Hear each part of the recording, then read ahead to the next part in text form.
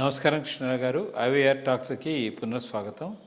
మోడీ గారు ఈ మధ్య వచ్చిన ఎన్నికల ఫలితాల తర్వాత జైత్య యాత్రలు చేసుకుంటూ వచ్చి ఆఖరికి హైదరాబాద్లో చాలా పెద్ద సభ నిర్వహించారు. బీజేపీ వాళ్ళు ఆర్గనైజ్ చేసిన దాంట్లో దాని ముందరగా తెలంగాణలో ఇవ్వాల్సిన వరాలు ఒకటి మొత్తం అన్నీను కాజీపేట ఎక్స్పాన్షన్ లైన్స్ ఇవి మొత్తం చెప్పుకుంటూ ఇవి ఇచ్చిన దాంట్లో అది హైటెక్స్లో జరిగినట్టుంది.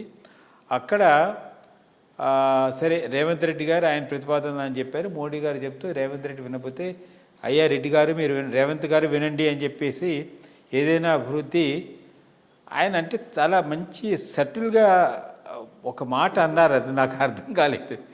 మీరు మాతో కలిసి పనిచేస్తే బాగుంటుంది అని చెప్పి అంటే thereby indirectly inciting him to I don't know the meaning can differ. So అదొకటి ఆయన అన్నారు, అంటే తెలంగాణ అభివృద్ధి చెందడానికని.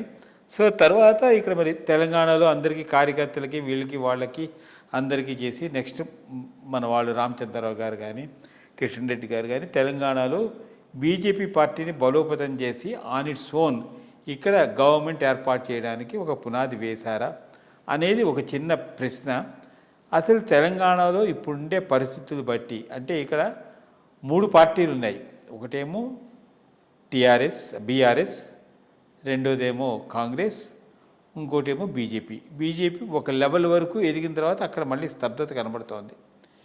ఇప్పుడు మళ్ళీ ఈ పునఃసమీకరణలు మోడీ గారు వచ్చిన తర్వాత వచ్చే ఎన్నికలకి తెలంగాణలో బీజేపీ ప్రభుత్వాన్ని ఏర్పాటు చేయగలదా, దీనికి ఏ విధమైనటువంటి చర్యలు చేస్తే బాగుంటుంది, దాని మీద చిన్న వివరణ కావాలి.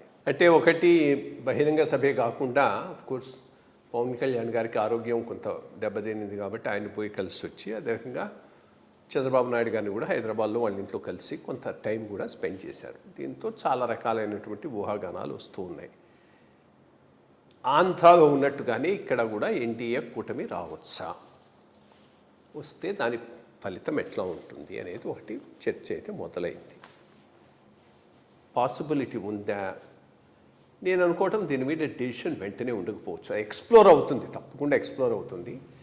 డెసిషన్ నేను అనుకోవటం 2027 ఎండ్కి వస్తుంది. ఎటనేది 2028లో ఇక్కడ ఎలక్షన్స్ ఉన్నాయి కాబట్టి 2027 ఎండ్కు రావచ్చు. ఈ లోపల జీహెచ్ఎంసీ ఎన్నికల్లో కలిసిపోతారా తెలియదు. బట్ నేను అనుకోవడం కలిసిపోకపోవటమే మంచిది. బికాస్ జీహెచ్ఎంసీ ఎన్నికలలో బీజేపీ తన ఆన్ ఇట్స్ ఓన్ స్ట్రెంగ్త్ను టెస్ట్ చేసుకునే ప్లేస్గా ఉపయోగించుకోవచ్చు. దాన్ని గెలిచినంత మాత్రాన వాళ్ళకి ఒరిగేది ఏమి ఉండదు. ఒకవేళ ఆ టెస్టింగ్లో వాళ్ళ బలం సరిపోదు అనుకుంటే that can be a process for thinking of how to go about it at a later date, నా opinion. But I don't know అక్కడ కూడా అప్పటికే ఎన్డీఏ అలయన్స్ వర్కౌట్ అవుతుందా అనేది ఒకటి చూడాలి. ఎన్డీఏ పుష్ మాత్రం గట్టిగా తెలుగుదేశం చేస్తున్నది. ఎందుకంటే వాళ్లకు దానివల్ల అడ్వాంటేజ్ ఉంది. వాళ్ళకి ఇక్కడ ఫుట్ హోల్డ్ వస్తుంది. ఆన్ దేర్ ఓన్ రాలేదు, ఆన్ దేర్ ఓన్ వాళ్ళు వచ్చే పరిస్థితి కూడా లేదు.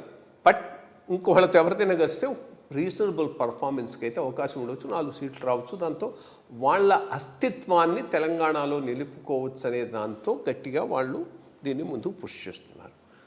తనకు కొంత ఏదో 4-5 సీట్లు వస్తాయని ఈయన కూడా పవన్ కళ్యాణ్ కూడా దానికి ఓకే అనవచ్చు. బీజేపీ తరఫున వాళ్ళు ఒంటరిగా పోతే వాళ్ళకి మంచిదైనా గెలుస్తామా లేదా, అక్కడ దాకా వచ్చి ఆగిపోతామా, ఇది ఏవైనా మనకు పనికి వస్తుంది. సో 2-3 ఇష్యూస్ వాళ్ళు ఎవాల్యుయేట్ చేసుకుంటారు ఒక డెసిషన్ తీసుకునే ముందు. ఒకవేళ వీళ్ళతో కలిసి ఇక్కడికి వస్తే మళ్ళా కేసీఆర్ ఆంధ్ర పెత్తనం అనే ఇష్యూను తెరపైకి తెచ్చి దాని ద్వారా లబ్ధి పొందడానికి ప్రయత్నిస్తాడా, అటువంటి అవకాశం ఉంటుందనే అసెస్మెంట్ చేసుకుంటే ఈ అలయన్స్ వచ్చేటటువంటి అవకాశం ఉండకపోవచ్చు.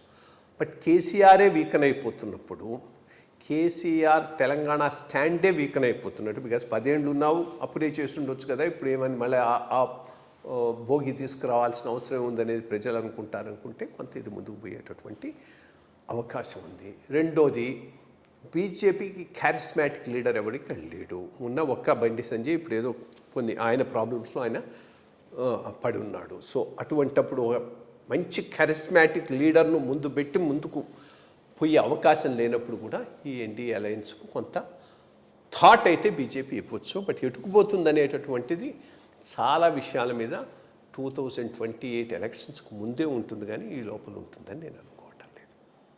నమస్కారం అండి, మంచి విషయాలు చెప్పారు.